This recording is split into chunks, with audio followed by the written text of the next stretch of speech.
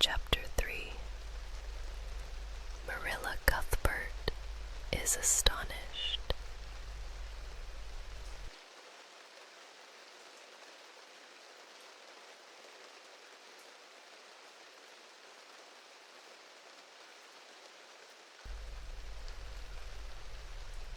Marilla came briskly forward as Matthew opened the door. But when her eyes fell on the odd little figure in the stiff, ugly dress, she stopped short in amazement. "Matthew Cuthbert, who's that?" she ejaculated. "Where is the boy?" "There wasn't any boy," said Matthew wretchedly. "There was only her." "No boy, but there must have been a boy," insisted Marilla. "We sent word to Mrs. Spencer to bring a boy." "Well, she didn't. She brought her. I asked the station master, and I had to bring her home. She couldn't be left there. Well, this is a pretty piece of business." During this dialogue, the child had remained silent, her eyes roving from one to the other. Suddenly she seemed to grasp the full meaning of what had been said. Dropping her precious carpet bag, she sprang forward and clasped her hands. "You don't want me," she cried. "You don't want me because I'm not a boy. I might have known it was all too beautiful to last. Oh, what shall I do? I'm going to burst into tears." Burst into tears she did. "Well, well, there's no need to cry so about it," said Marilla, stepping into the breach. "Yes, there is need." The child raised her head, revealing a tear-stained face. "You would cry too if you were an orphan and found that they didn't want you because you weren't a boy. Oh, this is the most tragical thing that ever happened to me."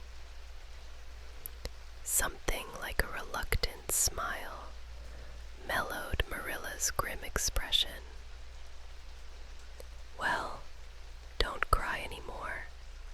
What's your name?" The child hesitated.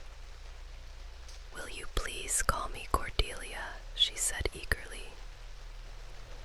"Call you Cordelia? Is that your name?" "No, but I would love to be called Cordelia. It's such a perfectly elegant name." "Anne Shirley," she reluctantly faltered forth. "But oh, please do call me Cordelia. And Anne is such an unromantic name." "Unromantic fiddlesticks," said Marilla. "But if you call me Anne, please call me Anne spelled with an E. A-N-N looks dreadful, but A-N-N-E looks so much more distinguished." They sat down to supper, but Anne could not eat. In vain she nibbled at the bread and butter. "I can't. I'm in the depths of despair." "Can you eat when you are in the depths of despair?" "I've never been in them," responded Marilla. "When you try to eat, a lump comes right up in your throat, and you can't swallow anything. Everything is extremely nice, but still I cannot eat." Marilla lighted a candle and told Anne to follow her. The hall was fearsomely clean, and the little gable chamber seemed still cleaner. Undressed dress as quick as you can and go to bed," Marilla said. Anne looked around her wistfully. The whitewashed walls were so painfully bare. The floor was bare too. With a sob, she discarded her garments, sprang into bed, and pulled the clothes over her head.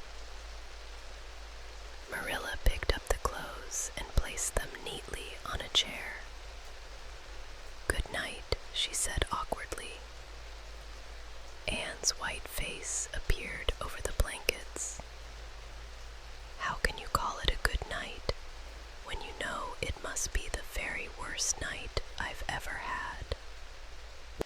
Marilla went slowly down to the kitchen.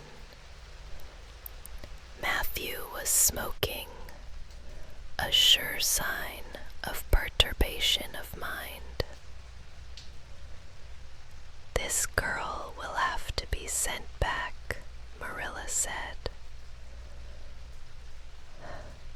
"Well now, she's a real nice little thing, Marilla," Matthew said reluctantly.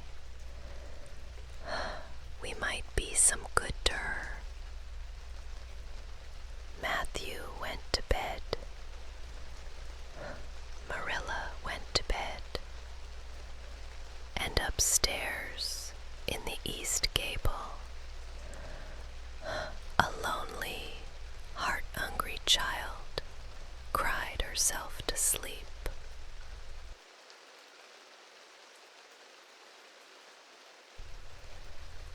Sleep now,